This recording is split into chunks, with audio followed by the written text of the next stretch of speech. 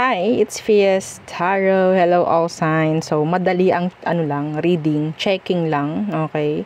Kung may mga third party, yung inyong mga person. So, let's see, ano bang situation nila ngayon, okay? So, again, before tayo mag-start, kung hindi ka pa nakakapag-subscribe, please do subscribe and hit the notification bell para lagi po tayo maging updated sa mga mangyayari pa lang. And kung may tanong pagdating po sa private reading, just message me sa akin pong FB page for more info. Ganun rin po pagdating sa ating mga charms and ating mga pang-protection from evil eye. Okay? So, okay. Let's see. Tingnan natin. Air signs. Kumusta na ba yung sitwasyon nila ng third party niya? So, sino to? Sino tong taong to? Para malaman mo specifically na reading mo to. Okay? Sino tong taong to? The Two of Cups in reverse. Hindi na ganoon na pareho ang nararamdaman nyo sa isa't isa or pwedeng magkasama kayo nitong taong to pero emotionally distant. Okay, the Two of Cups in reverse and the Nine of Pentacles. Yeah, your person, the non-committal, the single kuno na sinasabi. Okay, so let's see. Yeah, Justice in reverse. Some of you, pwedeng matagal na kayo nagkakasama talaga nito. Some of you, may chance na kasal kayo. Okay, pero nag-act siya as single. Okay. Iba sa inyo, hindi kayo pareho ng pamemera. Hindi ko alam kung sino yung may pera or yeah. Kumusta ang kanilang lagay ng third party? Kumusta ang lagay nila? So, panoorin nyo lang to kung alam yung may third party. Okay? Hindi yung haka-haka nyo lang. Ha? Okay? Let's see ano ang sitwasyon nila ng third party niya. The Seven of Swords in reverse. Parang meron ditong natagpuan. Parang meron ditong nahuli. Nahuli mo ba, air sign, lately? Or pwedeng mahuhuli mo to. Anyway, the Seven of Swords in reverse. May chance mahuli kung sakali. And the Two of Swords, itatanggi pa. Oo. So, andyan rin, kung sakali po, no, na may nalaman, nandito na yung pagbablock. Okay, the Ace of Cups in reverse, Death in reverse, and the Four of Swords. So, matitigil. Okay, matitigil muna. Sa ngayon, matitigil po yung communication ng dalawa. Pwede kasing magkasama pa rin kayo ng person mo. Okay, meron siya mga i-deny dito. May pagbablock akong nakikita. May pag-avoid na doon sa third party kung sakali. Okay, so merong makakaramdam dito na parang okay, nasayang or panghihinayang. I don't know kung sa part mo or sa part ng third party. So, meron ditong ibablock, meron ditong aalisan. So, may pagpili ako nakikita dito. Okay, may pipiliin na. I don't know. Pwedeng ikaw, syempre, kasi tinitingnan natin yung magiging sitwasyon nila ng third party. Energy to ng third party, meaning to say, i-avoid na ng person mo yung third party niya. Okay, or ina-avoid na. Sana may mahuli. Ginawa. Oo, para mangyari to. Okay?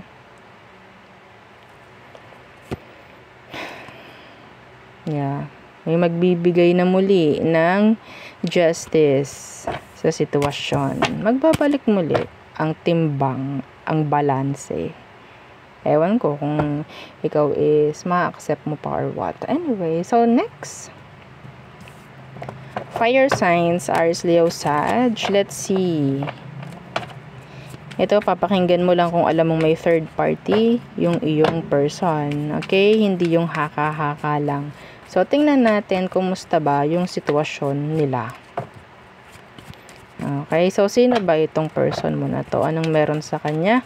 Para alam mo na siya itong babasahin natin. Sino to? Fire signs. Okay, so the Three of Cups. Some of you, your person is so friendly. Alam mong friendly siya. So, yeah, di ba? May third party. So, friendly. The Three of Cups. What's with that? Some of them may chance na mahilig mag-inom. Okay? And the King of Wands in reverse, talaga naman. The player, the manipulator. Ten of Cups is here. The Hermit. So, madalas mas inuuna pa niya. Okay? May family yung iba sa inyo. Nakatago sa'yo to. I think. Or nakatago to sa third party. Nakatago sa third party. Yeah, the Emperor. Siya yung nagmamaniobra sa sitwasyon. Pwedeng sabihin nating nagmamasid-masid ka lang sa mga ginagawa ng taong to. Alam mo na meron siyang ginagawang mali. Pero parang feeling niya nagagawa ka niyang TANGA kasi wala ka pang sinasabi. Pero you know. Already know. So, let's see ano ba ang sitwasyon nila ng third party niya. The King of Swords and the Ace of Cups. The Five of Swords in reverse, the Eight of Cups. So, meron ditong tahimik. Kasi pwede yung person mo is talaga naman marunong. Parang hustler. Hindi lang yung isang beses niya nagawa to, fire signs. Hindi lang yung isang beses, hustler na hustler to. Talaga naman. So, sa tingin ko, situation nila, okay. Yeah, sa ayaw natin, sa ayaw mo't sa hindi, sa ayaw mo't sa gusto, okay. Yung nakikita kong pagsasama, pero tago pa rin. Tago. The Three of Wands in reverse, the King of Cups in reverse. So, meron ditong mga namamanipula sa sitwasyon ng third party. Yung isa attached emotionally, yung isa utak ang pinapagana. Utak ang pinapagana. So, meron pa rin dito parang nababackstab sa part nun. Okay? So, don't you worry, hindi lang ikaw ang niloloko ng iyong person, pati yung third party niya niloloko pa rin niya. Okay? Somebody needs to hear that. Next, water signs. Cancer, Scorpio, Pisces. Check natin ang status. Ano na bang lagay nila ng third party niya? Let's see. Who is this? Para alam mo, water signs. Sino tong taong to? Para alam mo. Who is this? Water signs. The Judgment. Could be a Scorpio. And the World. So, nagkaroon kayo ng maraming on-off, on-off, on-off. Pero nandito is, pwedeng hiwalay na kayo.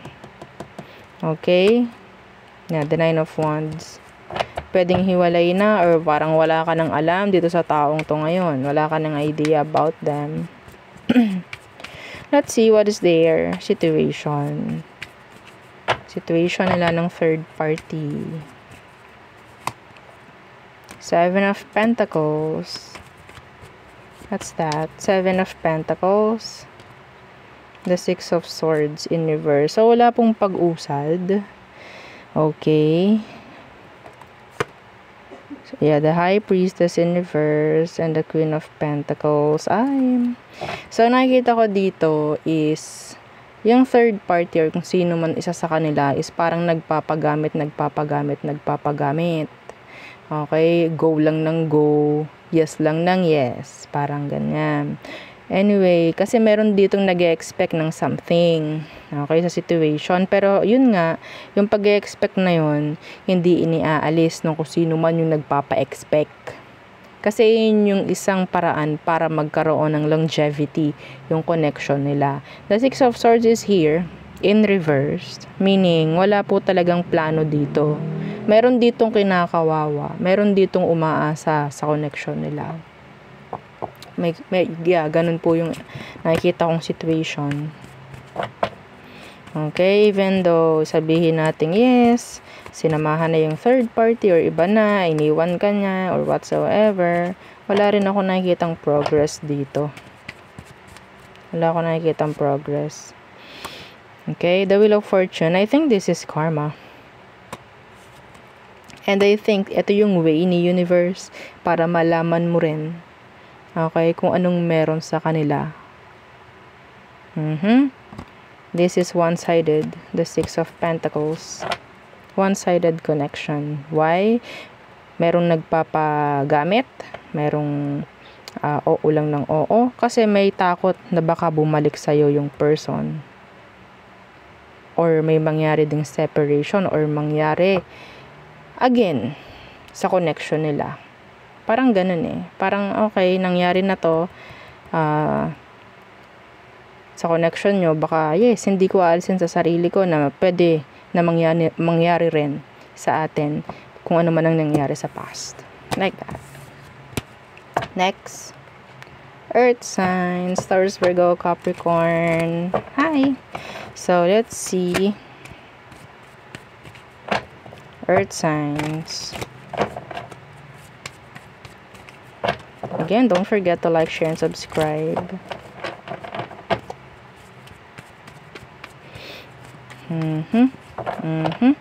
So, is this? And check natin. Dapat alam mo na may third party, ha? Hindi yung haka-haka mo lang. Dapat alam mo may third party. And, yeah, tingnan natin ano bang meron sa situation nila.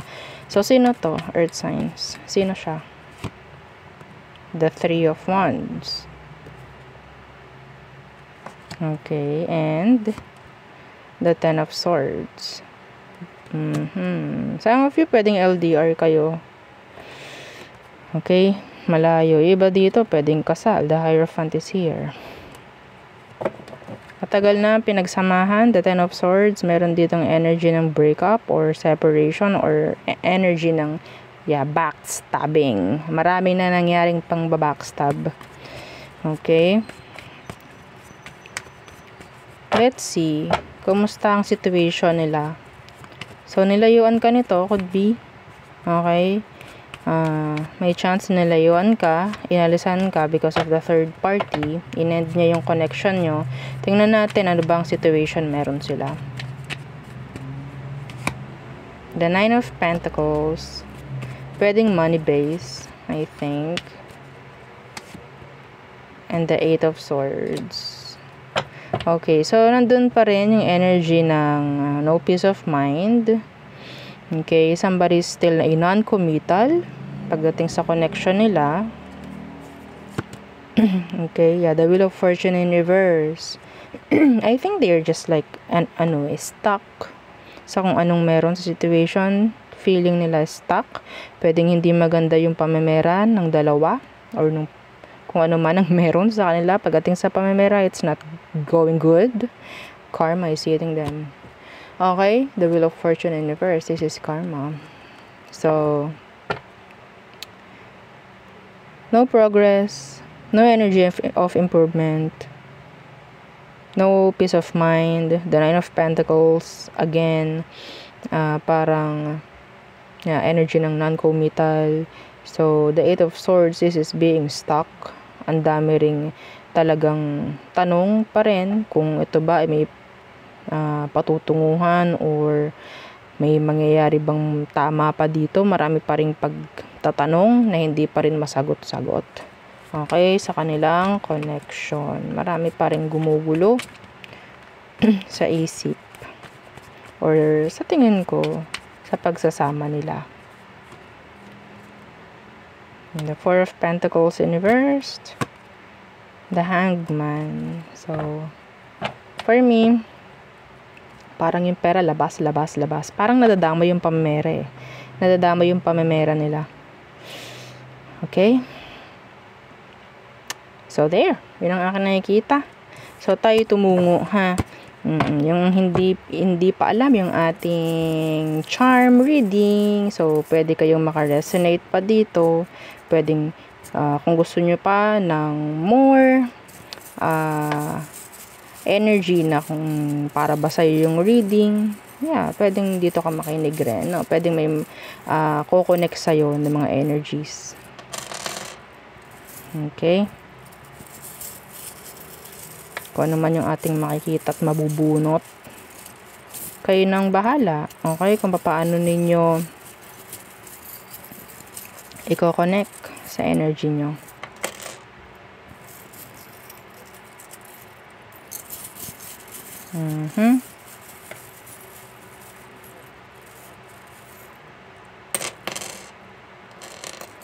Okay. Last. Oops. Meron akong nakita letter N. N. Nancy. Okay, so sa isahin natin muli. Meron ditong letter D. As in dog. Pwedeng name mo, nagsisimula sa letter D, or yung person mo, nagsisimula sa letter D. Ang name. Meron tayo ditong cat. Ay, cat. So, another cat. On a book. Another cat. Iba sa inyo, pwedeng tatlo yung cat mo. Okay. So, we have here shell. Dadagdagan ko talaga tong aking mga to para so meron din tayong potion, love potion, rituals, mga ganyan, somebody you know na parang into witch stuff, mga ganyang bagay. Meron din ditong half lang yung colored sa heart, no? Parang energy ng one-sided love, one-sided, no? Energy ng ganun. So we have here a moon, a crescent moon with a star. Okay. A flower. A yellow one, white one, and a pink one. Okay, so there. I don't know kung paano nyo may connect to, ha. Pwedeng meron kayong mga ganyan sa mga mga bakuran nyo. No? So, meron tayong, I don't know kung anong tawag dito sa ganitong shape. Pwedeng meron kang ganyan sa sarili mo, or meron kang ganito, or the shape. Parang clover. Parang flower. So, meron ding butterfly here. A butterfly, a bird, a blackbird. Pwedeng nung nakaraan nakita ka ng black na bird. Okay.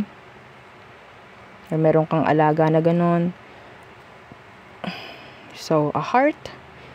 Again, green naman yung kulay niya. So, we have here a crucifix. So, dalawa.